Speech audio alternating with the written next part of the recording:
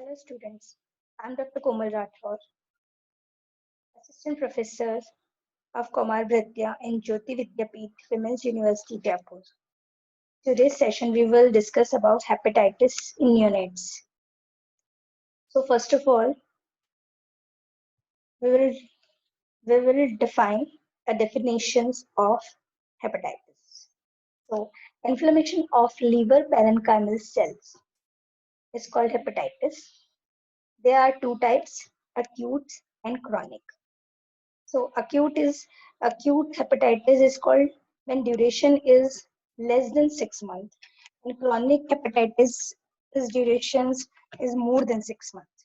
It is commonly caused by a virus infection, but there are other possible causes of hepatitis. These include autoimmune hepatitis and hepatitis that occurs as a secondary result of medications, drugs, toxins, and alcohol. There are again hepatitis virus are 5 types. These are hepatitis A virus, hepatitis B virus, hepatitis C virus, hepatitis D virus and hepatitis E virus. यहाँ पे hepatitis A virus और E virus का transmission enteric होता है. Means enteric मतलब वो फीको oral route के through body में एंटर करते हैं, और हेपेटाइटिस बी, सी और डी का एंट्रेंस पेरीनेट्रल होता है, मतलब ये सेक्सुअली ब्लड के थ्रू बाय मदर मिल्क इनके थ्रू बॉडी में एंटर करता है, इसलिए इन्हें पेरेंटल रूट से एंट्रेंस या ट्रांसमिशन माना गया है. इनके कॉमनली सिम्टम्स होते हैं जब हेपेटाइटिस होता है तो anorexia, malaise, dark urine, pale stool, vomiting, headache and joints is the more common. यहाँ पे क्लासिफिकेशन किया गया है कि ये कौन कौन सी फैमिली से बिलोंग करते हैं. तो हेपेटाइटिस ए जो है वो पिक्रानो वायरस, हेपेटाइटिस ई जो है वो हिपे वायरस, और ये हिप एडिनोवायरस से हेपेटाइटिस बी होता है, फ्लेविवायरस से हेपेटाइटिस सी वायरस होता है, और डेल्टा वायरस के थ्रू हेपेटाइटिस डी वायरस का क्लासिफिकेशन किया गया है. यहाँ पे वायरस जीनोम की बात करें तो हेपेटाइटिस ए और हेपेटाइटिस ई जो है वो सिंगल स्ट्रैंडेड आरएनए के थ्रू इनमें वायरल जीनोम होता है, और हेपेटाइटिस बी में डबल स्ट्रैंडेड डीएनए होता है, हेपेटाइटिस सी में सिंगल स्ट्रैंडेड होता है, और हेपेटाइटिस डी में भी सिंगल स्ट्रैंडेड नेगेटिव जीनोम का वायरल जीनोम होता है. यहाँ पे एक चीज समझने की है कि सिर्फ ओनली हेपेटाइटिस बी जो है वो डबल स्ट्रैंडेड डीएनए वायरस होता है. ठीक है. अब इसके बाद में यहाँ पे एक चीज और बता रखी है कि इनमें एंटीजेंस कौन से होते हैं. देखिए अदर वायरसेस में एंटीजेंस का कम है, लेकिन जो हेपेटाइटिस बी वायरस है उसमें हेपेटाइटिस बी सरफेस एंटीजन और हेपेटाइटिस ई एंटीजन पाया जाता है. यहाँ पे हेपेटाइटिस सी में कोर एंटीजन मिलता है और डी में डेल्टा एंटीजन मिलता है. तो ये चीज इंपॉर्टेंट है, ए और ई में कोई एंटीजन नहीं है, सिर्फ बी में हेपेटाइटिस ए सरफेस एंटीजन और हेपेटाइटिस ई एंटीजन का हम डिटेक्ट करते हैं. तो ये इनके डिटेक्शन में ज्यादा यूजफुल है. इंक्यूबेशन देखा जाए तो इंक्यूबेशन पीरियड जो होता है हेपेटाइटिस बी का 15 से 45 दिन, हेपेटाइटिस सी का 15 से 60 दिन, हेपेटाइटिस बी का 4 महीने सबसे ज्यादा माना जाता है 160 दिन तक, हेपेटाइटिस सी का 2 महीने तक, और हेपेटाइटिस डी का 1 से 2 महीने तक इनका ट्रांसमिशन या इंक्यूबेशन माना गया है. अब क्रॉनिक हेपेटाइटिस की बात करें तो हेपेटाइटिस ए और हेपेटाइटिस ई, क्योंकि इनका जो ट्रांसमिशन है वो एंटेरिक रूट से होता है, तो ये क्रॉनिक हेपेटाइटिस में कन्वर्ट नहीं होती, इनका एक्यूट फॉर्म में मिलता है, जबकि बी, सी और डी जो है ये क्रॉनिक फॉर्म में चेंज होते हैं. सबसे ज्यादा हेपेटाइटिस जी, बी और सी ये जो है 50% इनकी एक्यूट फॉर्म जो है वो क्रॉनिक फॉर्म में चेंज हो जाती है. तो ये बहुत इंपॉर्टेंट है, इससे एग्जाम में बहुत से क्वेश्चन पूछे जाते हैं, चाहे वो सब्जेक्टिव हो या ऑब्जेक्टिव हो. यहाँ पे अब हम बात करते हैं इटियोलॉजी. तो हेपेटाइटिस जो है वो वायरल भी हो सकता है, नॉन वायरल भी हो सकता है. ड्रग के through autoimmune, metabolic, ischaemic hepatitis भी माना जाता है, और कुछ अल्कोहल कंज्यूमर्स होते हैं उनमें अल्कोहल के थ्रू जो हेपेटाइटिस होता है उसका भी डिस्क्रिप्शन किया गया है. तो वायरल हेपेटाइटिस की बात करते हैं, तो क्योंकि हम यहाँ अभी वायरल हेपेटाइटिस की ही बात हो रही है, तो यहाँ पे 5 फॉर्म बता रखी है hepatitis A, B, C, D और ई वायरस. हेपेटाइटिस ए और ए, बी, सी, डी, ई तो अलग है, जबकि हेपेटाइटिस बी को सीरम वायरस भी कहते हैं. नॉन हेपेटाइटिस में ये अलग है, इनका हम आगे चल के बात करेंगे। अदरवाइज बस ये सिर्फ एक क्लासिफिकेशन के लिए इम्पोर्टेंट है। नॉन में आ जाएगा नॉन वायरल में आ जाएगा लेप्टोस्पायरोसिस से, एंटेरिक फीवर से, टीबी, स्टोप्लाज्मोसिस वगैरह से। ड्रग में कुछ ड्रग्स टॉक्सिकेशन है, जैसे एसिटामिनोफेन, फिनटोइन, नाइट्रोफ्यूरेंटोइन, इनकी वजह से, अल्कोहल से। कुछ ऑटोइम्यून डिजीज होती है जिसकी वजह से भी हेपेटाइटिस कॉज होता है। और कुछ में दे रखा है ये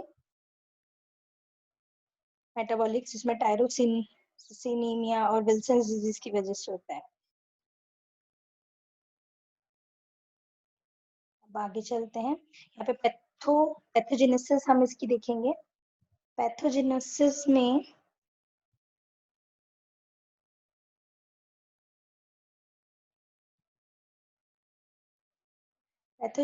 में हम ये देखेंगे कि जो हेपेटाइटिस है उसकी कैसे उसकी पैथोलॉजी बनती है। तो virus do not directly cause hepatitis. इसमें हेपेटाइटिस, जैसे कि हम बात करें कि हेपेटाइटिस फैलता ही मतलब लीवर की सेल्स को डैमेज करता है, तो उसमें एपोप्टोसिस होता है, मतलब उसकी कैजुअल डेथ होने लगती है। तो ये जब होगा कि जब जो हमारा बॉडी का इम्यून सिस्टम है वो पूरी तरह से खत्म हो चुका, इन्नेट और एडेप्टिव इम्यून सिस्टम है जब वो पूरी तरह से इन्फ्लेम्ड हो जाएगा। मतलब इन्नेट और अडेप्टिव इम्यून सिस्टम जब एक्टिव हो जाता है बॉडी का, तब इसकी पैथोलॉजी शुरू होती है। Depending on the strength of the immune response, the type of immune cells involve and ability of virus to evade the body defence, infection can either lead to clearance और persistence of the virus। यहाँ पे अगर body का immune system अगर अच्छा है तो वो एक्यूटली उसको फेस करके डिजीज को खत्म कर देगा। लेकिन अगर अगर बॉडी का इम्यून सिस्टम बहुत ज्यादा स्ट्रांग है तो वो थोड़ी दिन के लिए उसे खत्म कर देगा, लेकिन क्रॉनिक डिजीज के रूप में उससे बॉडी में ही छोड़ देगा, या फिर बहुत टाइम के बाद वो सप्रेस पड़े रहते हैं वो वायरस शरीर में, और आगे जाके क्रॉनिक फॉर्म में चेंज हो जाता है।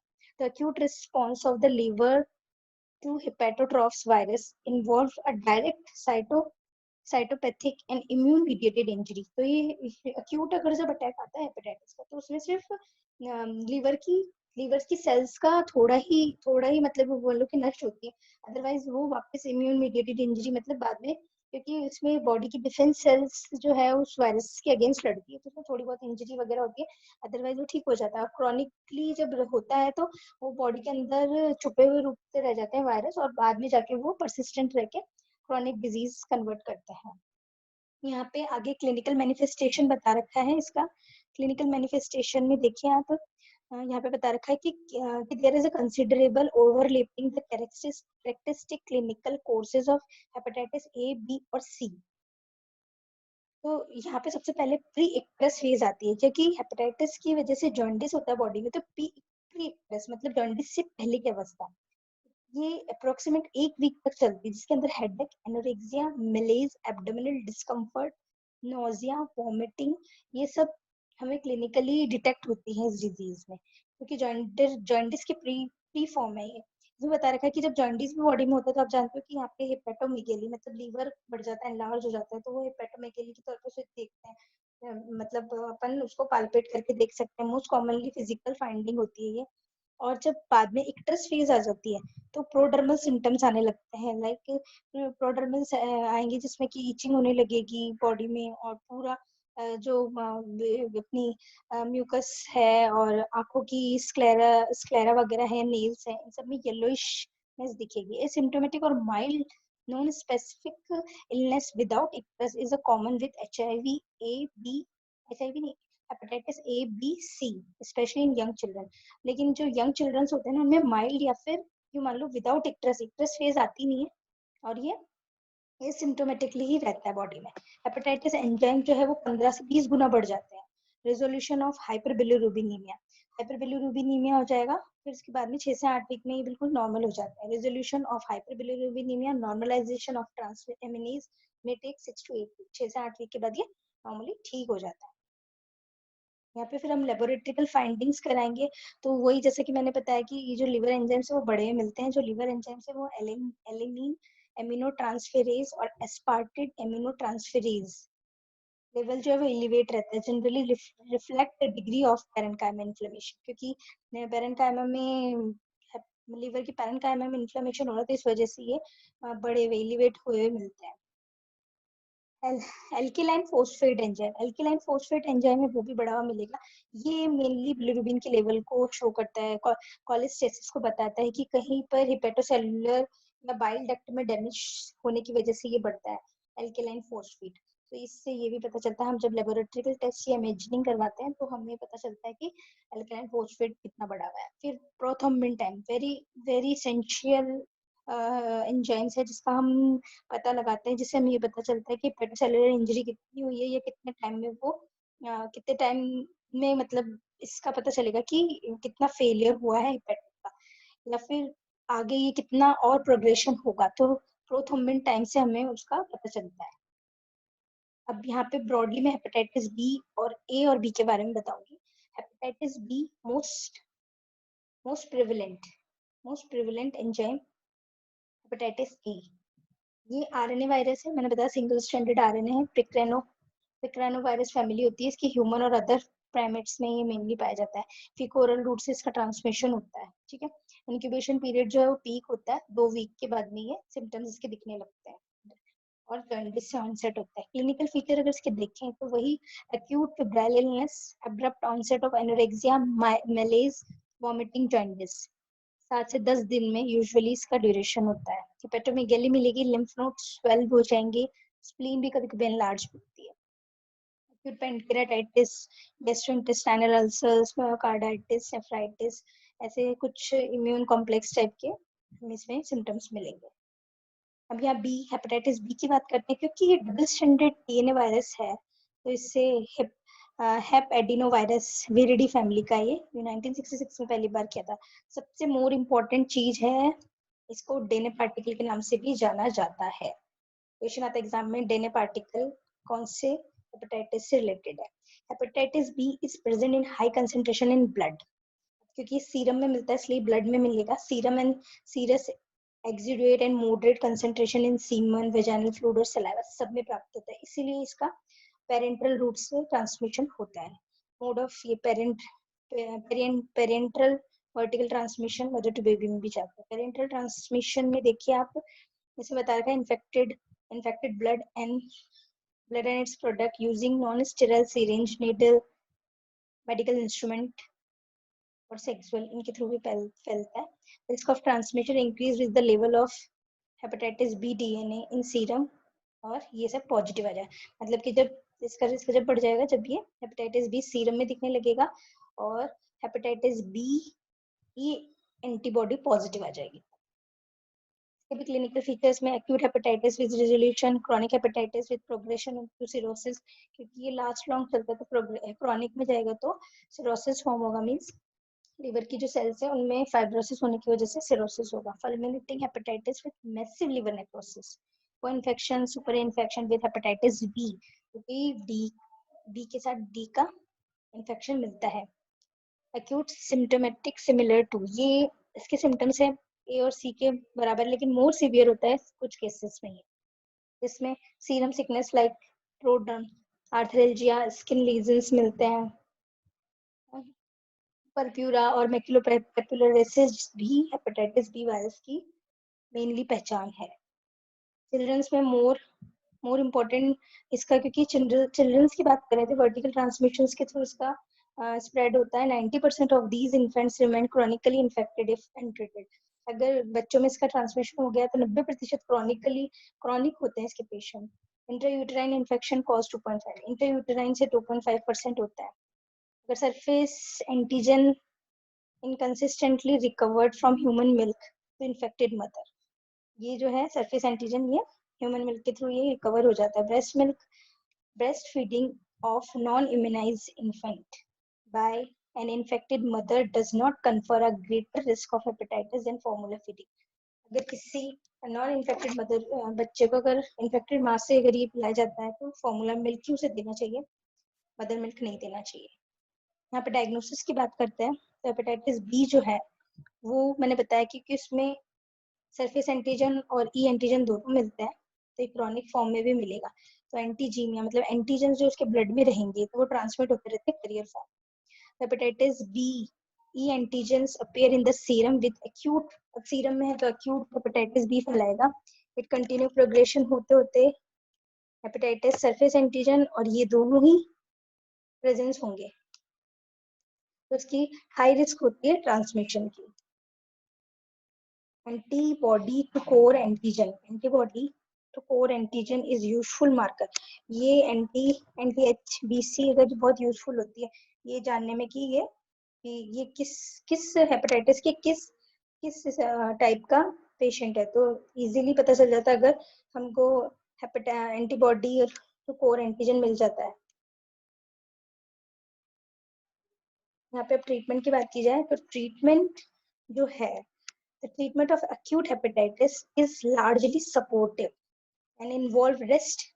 मतलब हेपेटाइटिस मतलब acute का तो हम इजीली इसको कर सकते हैं, लार्जली सपोर्टिव है और इसको रेस्ट या हाइड्रेशन करके एडिक्वेट डाइटरी इनटेक देके हम उसे ठीक कर सकते हैं. हॉस्पिटलाइज करके पर्सन को उसको अगर किसी पर्सन को सीवियर वॉमिटिंग हो रही है, डिहाइड्रेशन हो गया, प्रोलॉन्ग बहुत ज्यादा प्रोथ्रोम्बिन टाइम बढ़ गया उसका, तो या फिर हेपेटाइटिस एन्सेफेलोपैथी हो चुकी है तो हम उसको हॉस्पिटलाइज करेंगे. When the diagnosis of viral hepatitis is established, attention should be directed toward preventing its spread to close contact. यहाँ पे अगर हमें पता चल चुका है कि कौन सा हेपेटाइटिस की कौन सी फॉर्म उसको हो रखी है, तो हम उसके क्लोज कांटेक्ट में जाने से रुकेंगे, क्योंकि हेपेटाइटिस बी है तो वो पेरेंटल से ही ट्रांसमिशन हो रहा है उसका, तो हम उसके क्लोज कांटेक्ट में नहीं जाएंगे. फॉर HIV हाइजीन मेजर, और हेपेटाइटिस ए है तो फीको ओरल रूट से ही जा रहा है तो हम उसके हाइजीन का प्रॉपर ध्यान रखेंगे. Include hand washing carefully, disposal of excreta, contaminating depots, clothes, needles, and other blood contaminating items. यहाँ पे ये बता रखा है क्रॉनिक हेपेटाइटिस बी इंफेक्शन में बी ट्रीटेड विथ इंटरफेरॉन. अब यहाँ पे क्रॉनिक की बात की जाए तो उसे वायरल थेरेपी से ही ठीक करेंगे, तो इंटरफेरॉन अल्फा 2 भी देंगे, लेमिविडीन या HCV. अगर हेपेटाइटिस सी का है तो उसे इंटरफेरॉन और अल्फा इसी से ठीक करेंगे, मतलब रिकॉम्बिनेंट थेरेपी हम उसे देंगे. कॉम्प्लिकेशन ये हो सकता है कि 10 से 15% जो हेपेटाइटिस ए के पेशेंट है 6 महीने के बाद अगर क्रॉनिक रूप से बढ़ रहा है उसको, तो फल्मिनेटिंग हेपेटाइटिस है तो एन्सेफेलोपैथी हो सकती है, गैस्ट्रोइंटेस्टाइनल ब्लीडिंग बढ़ सकती है, इसोफेजियल वेरिसेस उसको हो सकते हैं, कोगुलोपैथी हो सकती है, जॉइंटिस बढ़ सकता है, हाई मोर्टिलिटी रेट हो जाएगी उसकी. अब यहाँ पे प्रोग्नोसिस ये भी बताती है इसकी कि लेस देन 0.1% केसेस जो है ना वो ही हेपेटाइटिस नेक्रोसिस में चेंज होते हैं. हेपेटाइटिस बी और सी एंड डी परसिस्टेंटली रहते हुए क्रॉनिक इन्फेक्शन फैलाते हैं, जैसे फाइब्रोसिस होगा, सिरोसिस होगा, और फिर हेपेटोसेलुलर कार्सिनोमा होने के भी चांसेस रहते हैं. 5% से 10% एडल्ट जो हेपेटाइटिस बी जिनमें डेवलप हो चुका है इन्फेक्शन, उनके ब्लड में जब ये सरफेस एंटीजन रहते हैं 6 महीने, तो 90% जो लोग हैं वो पेरेंटल ट्रांसमिशन के लिए एकदम प्रॉन हो जाते हैं. और 85% ऑफ पर्सन्स जो हैं HCV से, हेपेटाइटिस सी से इन्फेक्टेड, तो उनको उनका ट्रांसएमिनेज लेवल हमेशा बढ़ा हुआ मिलेगा या फ्लक्चुएट होता रहेगा 85%. और 20% ऑफ क्रॉनिक इन्फेक्शन जो है वो सिरोसिस में, और 25% अदर्स क्रॉनिक जो है वो हेपेटोसेलुलर कार्सिनोमा में चेंज होने के चांसेस उसके बढ़ जाते हैं. ये प्रोग्नोसिस है. प्रिवेंशन क्या कहते हैं? प्रिवेंशन यही है, प्रिवेंशन क्या रखना है हमें हेपेटाइटिस बी से, हेपेटाइटिस बी वैक्सीन और हेपेटाइटिस बी इम्यूनोग्लोबुलिन्स आजकल अवेलेबल है, तो उनका प्रिवेंशन, हेपेटाइटिस बी से प्रिवेंशन के लिए इनका यूज करना चाहिए. हेपेटाइटिस बी इम्यूनोग्लोबुलिन जिसको IBIG कहते हैं, HBIG कहते हैं, इंडिकेट है मेनली पोस्ट एक्सपोजर सर्कमस्टेंसेस, कि एक बार अगर हो रखा है तो हम उन्हें ये इम्यूनोग्लोबिन दे दें ताकि हमें टेम्परेरी प्रोटेक्शन 3 से 6 महीने का मिल जाए. ये बहुत इंपॉर्टेंट रोल मतलब इंपॉर्टेंट रोल है इसका पेरीनेटल ट्रांसमिशन से, कि अगर किसी माँ को अगर वो हेपेटाइटिस बी से संक्रमित हो चुकी है और अगर वो प्रेग्नेंट है तो उसके बच्चे के बर्थ से 12 घंटे के अंदर अंदर उसे ये HBIG लगा दो, तो उससे बच्चे में पेरीनेटल ट्रांसमिशन को रोका जा सकता है. 2 सिंगल एंटीजन वैक्सीन भी बताई गई है और 3 कॉम्बिनेशन वैक्सीन का भी यहाँ पे बताया गया है, तो इनका यूज करके भी हम उसको आगे स्प्रेड होने से रोक सकते हैं. वहीं वापिस से वही बात बता दी गई है कि HBS पॉजिटिव अगर मदर है तो पेरीनेटल ट्रांसमिशन को रोकने के लिए स्क्रीनिंग करें, इम्यूनोप्रोफाइलेक्सिस करते हुए HBs Ag पॉजिटिव अगर मदर है ना, तो उस बच्चे में ये होने से रोकने के लिए वैक्सीन दी जाती है 1 से 2 महीने में और 6 महीने की एज में। First dose should be accompanied by administration. पहली डोज 0.5 ml इम्यूनोग्लोबिन की लगा दो और फिर पैदा होने के जस्ट 12 घंटे पहले लगा दो, तो इससे इफेक्टिविटी बढ़ जाएगी और रोग को हम होने से रोक सकते हैं। Thank you.